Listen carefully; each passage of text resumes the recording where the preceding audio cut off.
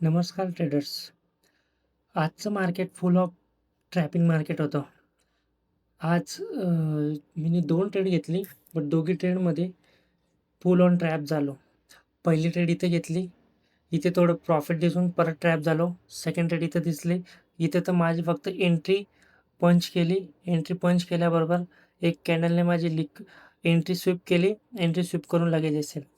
तर बघूया आज आपल्याला कितीचा लॉस झालेला आहे 2 ट्रेडमध्ये. आज आपली पहिली एंट्री इथं होते.